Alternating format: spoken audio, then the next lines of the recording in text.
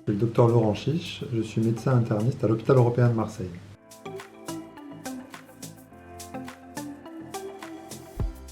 Le lupus, c'est une maladie auto-immune systémique, c'est-à-dire un retournement du système immunitaire contre le patient qui va souffrir de cette maladie.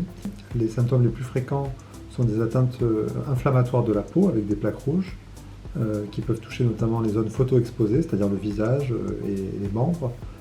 C'est une maladie qui concerne les jeunes femmes, donc qui peut avoir aussi des conséquences sur des aspects de leur vie tels que la grossesse qui peut être compliquée parfois.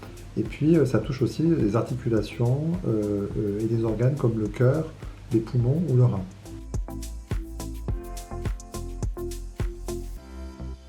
Le diagnostic il a été facilité par les progrès de la biologie moderne avec le dépistage d'auto-anticorps dans le sang. Donc maintenant, quand on y pense, le diagnostic est de plus en plus facilité par rapport à il y a une vingtaine d'années en arrière. Dans certains cas, ça reste toujours un peu plus compliqué et on a quand même encore des patients qui ont une errance diagnostique.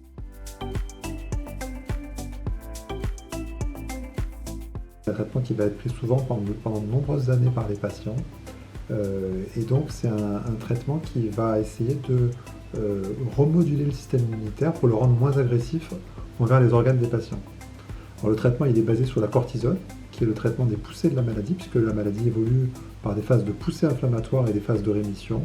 Et puis pour maintenir la rémission, on va employer des traitements qu'on appelle des immunosuppresseurs ou des biothérapies. Il existe de plus en plus de traitements modernes que la recherche met à jour.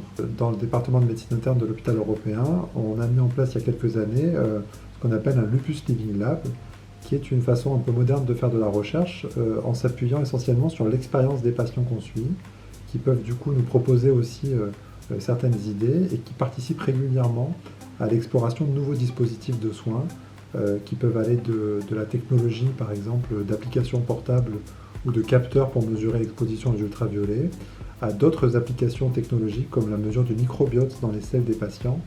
L'objectif, c'est d'essayer de prévenir les poussées de la maladie